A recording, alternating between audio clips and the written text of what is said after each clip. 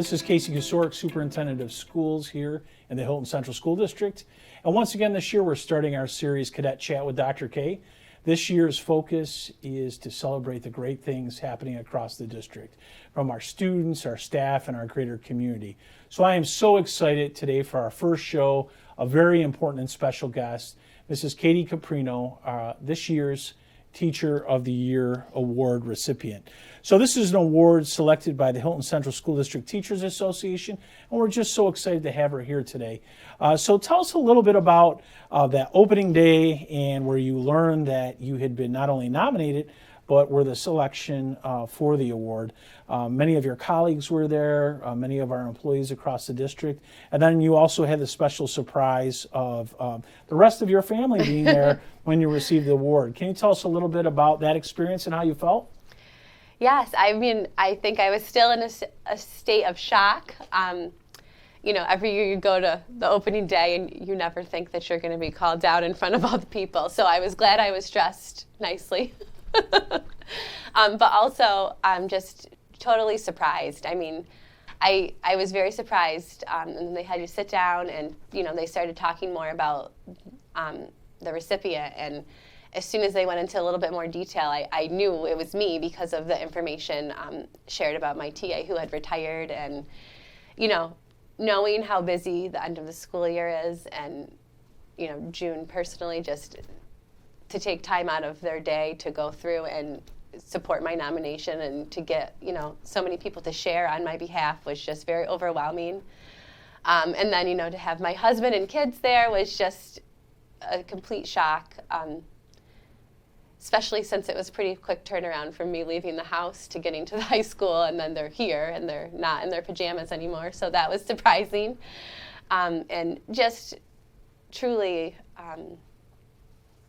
just an overwhelming kind of emotional experience in the moment, and then when you look back on it, you're just, you know, to hear and see all the people that, you know, reached out on your behalf is just very humbling. Yeah, I could certainly tell. You mentioned when you're the recipient, it's kind of this out-of-body experience, yeah. Right? But I can tell you sitting in the front row, just your expression of humbleness and acceptance and joy, and that of your family as well, seeing your children and your spouse just so happy and like, wow, mom is being honored for the hard work that she does every day.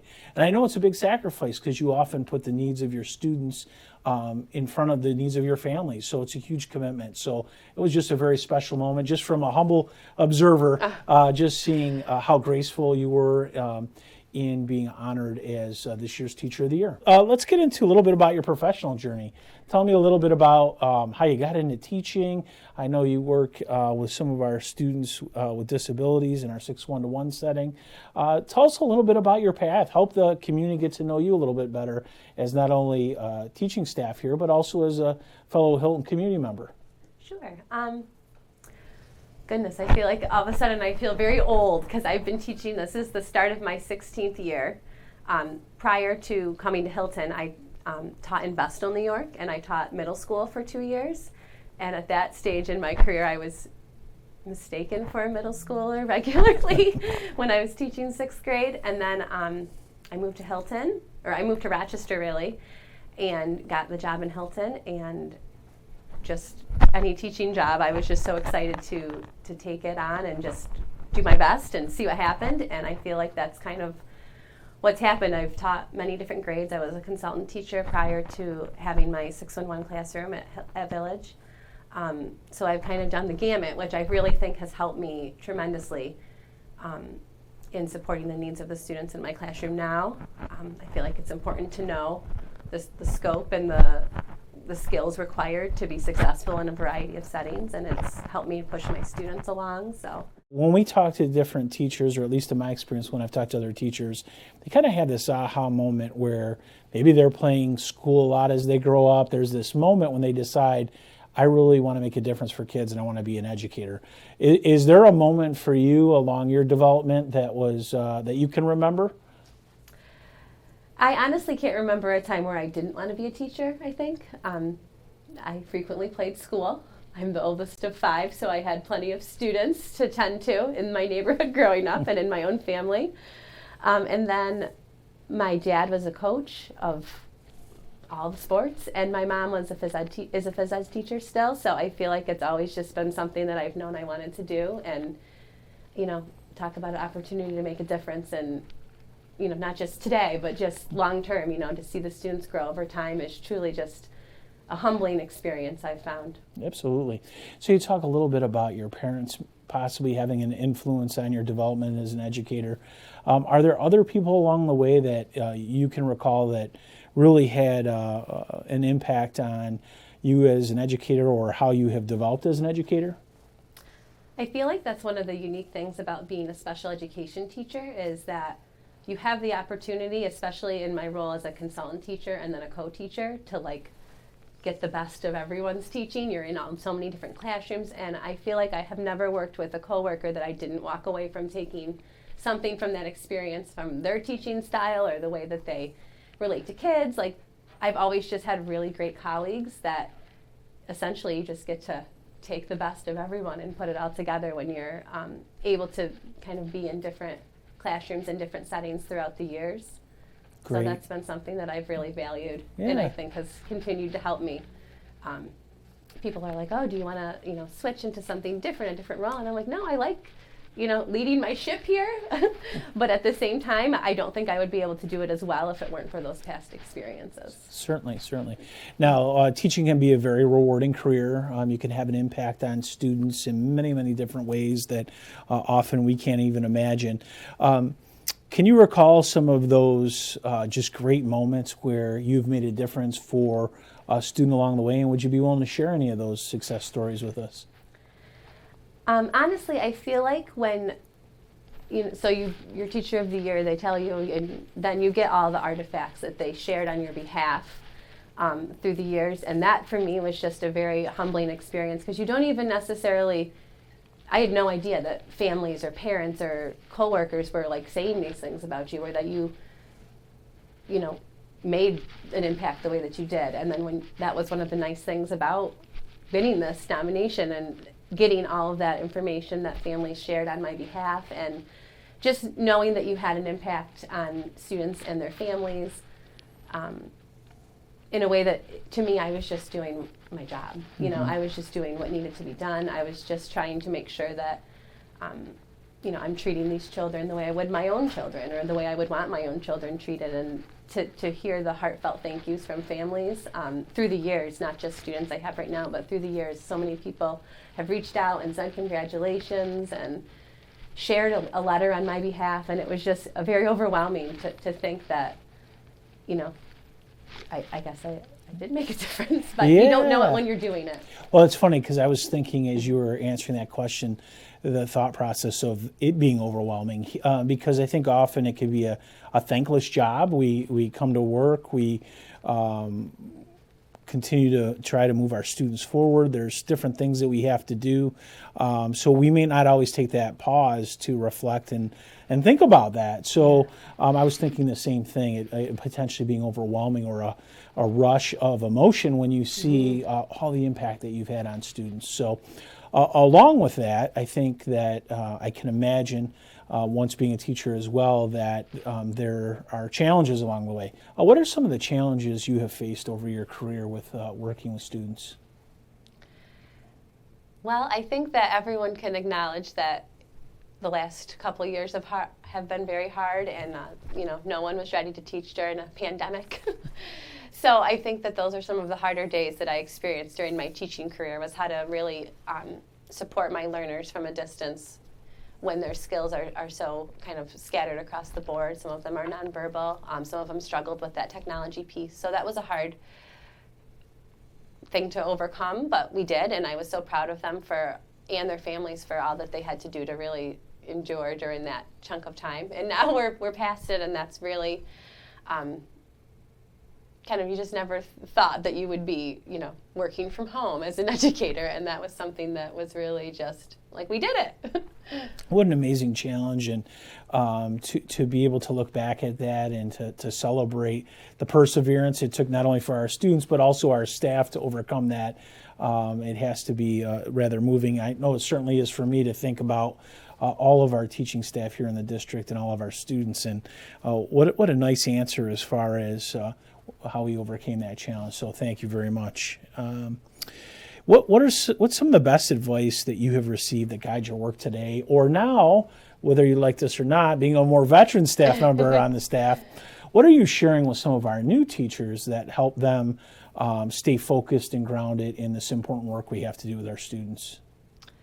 For me, I think it's important to just start every day fresh, clean slate. You're learning from yesterday, you're reflecting, you're making some changes, but you can't, be upset or angry or frustrated already about yesterday when a new day has begun. So I think that that's something that's really important with my students and my staff is like, we're starting fresh tomorrow, here we come, and just putting our best foot forward, learning from we're always kind of thinking through how we might do something differently or how we could do something better. And I think that that's the best part about teaching is you get another chance, you get to do it again the next day, and usually your students are better because of it. Great.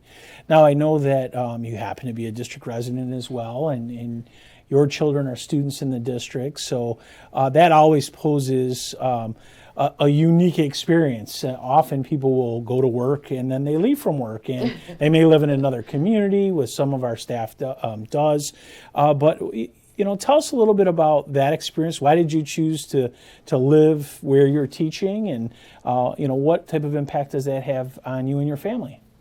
Hilton has just been a place that I've learned to call home, and really am grateful to be part of the community here. I have wonderful friends and support here, which is just huge for raising your kids and having friends that really are like family.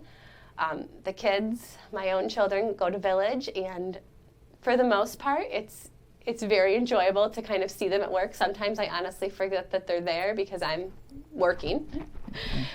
But in general, I feel like I'm very grateful to be part of the Hilton community. I love where I live. I love where I work. And just kind of embracing all that Hilton has to offer has been really a nice experience for me as someone who chose to move here and not necessarily have Rochester roots.